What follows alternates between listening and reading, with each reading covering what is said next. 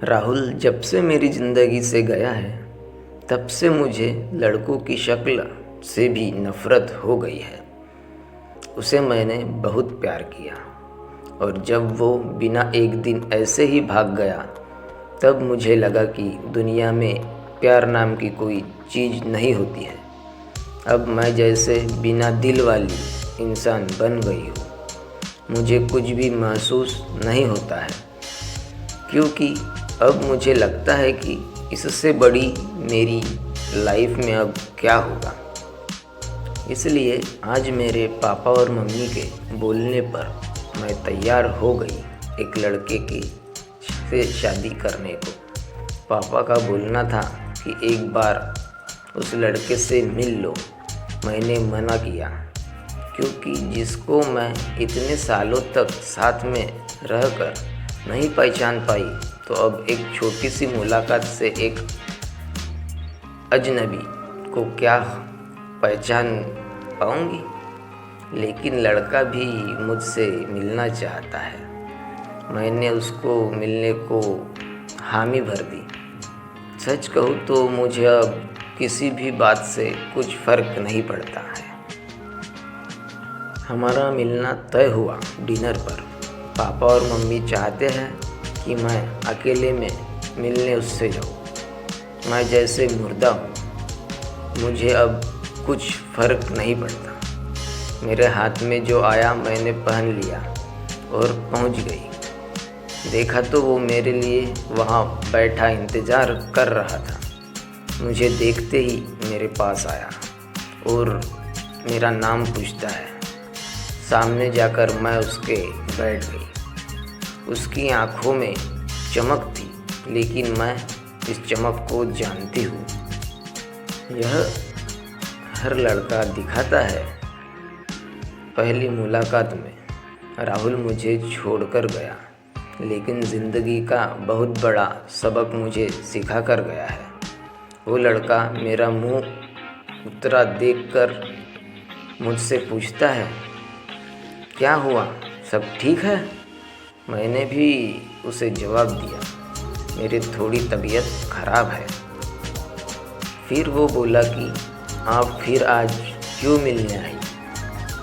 हम फिर कभी और भी डिनर कर सकते थे। बात तो वो अच्छी कर रहा था, लेकिन अच्छी बातें लड़कों की कितनी जल्दी बदल जाती है इसका अंदाज़ा मुझे अब अच्छी तरह है।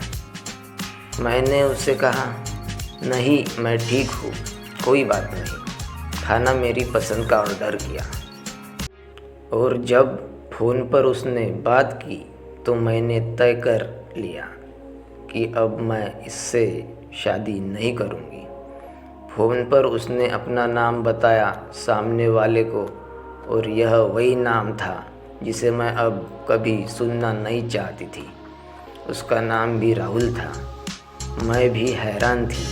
मैं इतनी ज़्यादा खोई हुई थी कि अभी तक मैंने उसका नाम नहीं पूछा, ना पापा मम्मी से ना ही उससे। मैं एकदम से खड़ी हो गई और उसको बोला कि मैं जा रही हूँ, मेरी तबीयत ज़्यादा ख़राब है। वो जैसे घबरा गया। मुझसे बोलता है कि मैं छोड़ देता हूँ आपको गाड़ी से, पर मुझे अब उसके मुंह से कही हर बात कांटे की तरह चुभ रही थी। उसको बिना जवाब दिए मैं वहाँ से चली जा रही थी। वो मेरे पीछे पीछे आ रहा था। मेरी आंखों से अब आंसू टपकने लगे और मैं बाहर टैक्सी या ऑटो का इंतज़ार करने लगी।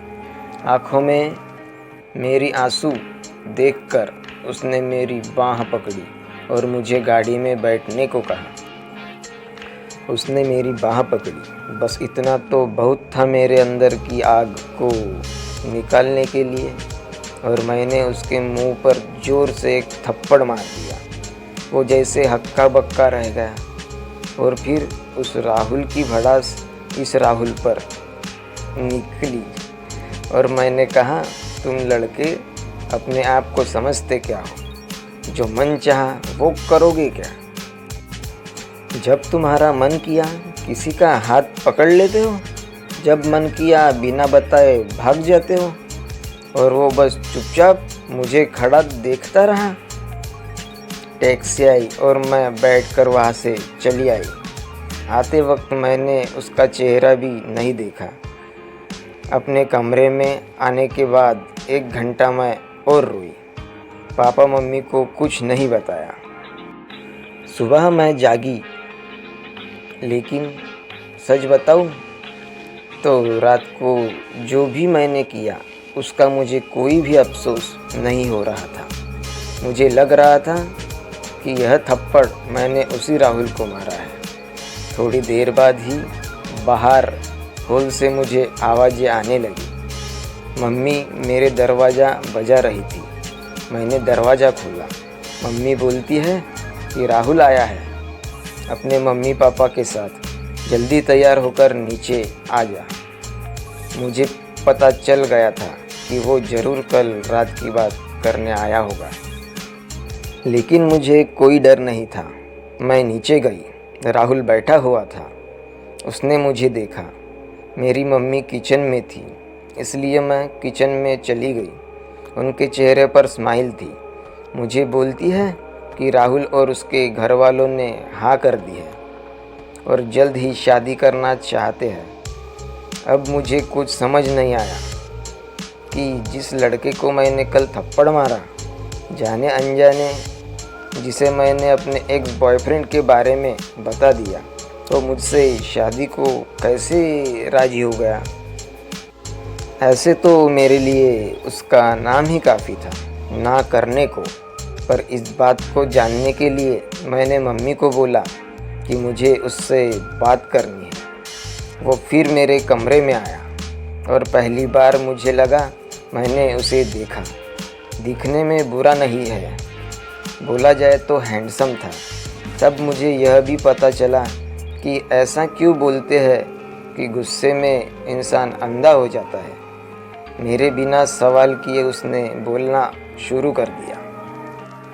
वो बोला कि मुझे पता है कि आपके साथ पहले शायद धोखा हुआ है और किस हद तक आप सच्ची है यह भी मुझे कल रात पता चल गया है। इसलिए मुझे आपसे कल रात ही प्यार हो गया और मैं चाहता हूँ कि आप मुझे मौका दें आपको गलत साबित करने का कि सभी लड़के एक जैसे नहीं होते। उसकी यह बात सुनकर मैं ना नहीं कर सकी। एक वो राहुल था जो मुझे प्यार पर से विश्वास उठ गया और एक यह राहुल था जो फिर से मुझे बिलीव करा रहा था कि प्यार क्या होता है। अगर आप हमारे YouTube चैनल पर नए हैं और कहानी अच्छी लगी है तो लाइक सब्सक्राइब ज़रूर करें और फेसबुक पे देख रहे हैं तो लाइक फॉलो ज़रूर करें। धन्यवाद।